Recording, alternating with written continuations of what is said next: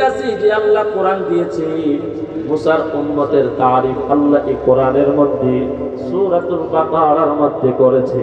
আমার যুবক ভাইয়েরা, দিলের কানটা লাগায় কথাগুলো শ্রবণ করো। তাওরাত যেমন আমার আল্লাহর কিতাব, কোরআন ও আল্লাহর কিতাব। মুসা পয়গম্বর যেমন আমার আল্লাহর পয়গম্বর, আল্লাহর পক্ষ থেকে রাসূল, আমাদের নবীও রাসূল। কিন্তু আমাদের নবী যেমন আল্লাহর হাবিবুল্লাহ, আমাদের নবী হলেন শ্রেষ্ঠ নবী, আমাদের নবীর কোরআন ও শ্রেষ্ঠ কিতাব। আল্লাহ তাআলা এই আয়াতের মধ্যে যে কথাটা বোঝাইতে চাইলেন, কিতাব যারা পড়বে, কিতাবের হক যারা আদায় করবে, এরাই হলো শ্রেষ্ঠ। এই জামানায় আইসা যারা আল্লাহর শ্রেষ্ঠ কোরআনটা পড়বে মুমিন, এরাই হলো এই ফিতনার জামানায় শ্রেষ্ঠ মুমিন, শ্রেষ্ঠ ঈমানদার। এরাই হলো প্রকৃত মুমিন। সূরা আল্লাহু আকবার। কিন্তু আমরা এখন কোরআন পড়ি না।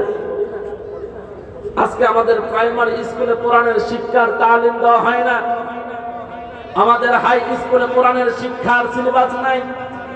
কলেজ ইউনিভার্সিটিতে শিক্ষার কোরআন শিক্ষার কোনো ব্যবস্থা নাই, যার কারণে শিক্ষিত হলেও চুরি বাটপারি দর্শন বন্ধ হয় না। কথা বলেন ঠিক কিনা?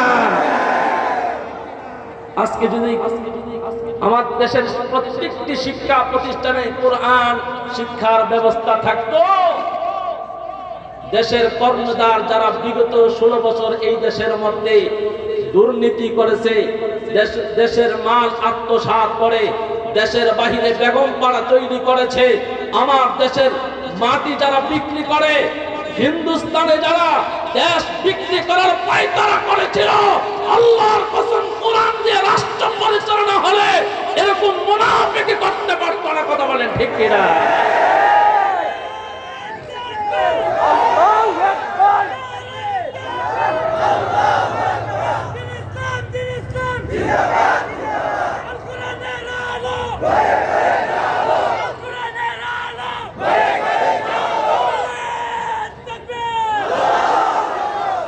আল কোরআনের আলো ঘরে ঘরে জ্বাললে সংসদে জ্বালানোর দায়িত্ব কে নেবে? 5ই আগস্ট 2024 সালে দেশ নতুন করে স্বাধীন হয়েছে। আমিরুল মুজাহিদিন সাহেবের চরমনার নেতৃত্বে এই দেশের যুবক, এই দেশের বৃদ্ধ, ইসলামী আন্দোলন, সমস্ত নেতা কর্মীরা রাজপথে ঝাঁপিয়ে পড়ছিল।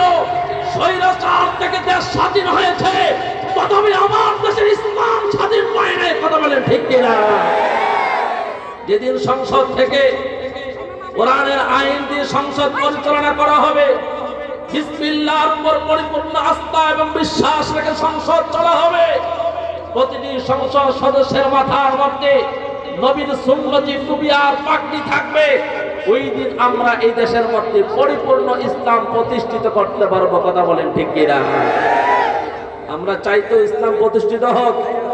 স্লোগান পরিবর্তন করে আমার ভাইয়েরা পরিবর্তন করে স্লোগান দিতে হবে, কোরআন সুন্নাহর আলো সংসদে জানো। কথা বলেন ঠিক কিনা? মুমিনের স্লোগান হবে কোরআন সুন্নাহর আলো সংসদে। রাজি আছেন তো ইনশাআল্লাহ? আল্লাহ কবুল করে, একটু আমিন বলে। রাজপথে শুধু থাকলে চলবে না, সংসদে আমাদের থাকা দরকার। কথা বলেন ঠিক কিনা? আগামীর দেশ হবে ইসলামের বিপ্লবের দেশ। কথা বলেন ঠিক কিনা? শায়েখের চরমনার হাত পাখানি আমরা সংসদে দায়িত্বে রাজি আছেন ইনশাআল্লাহ?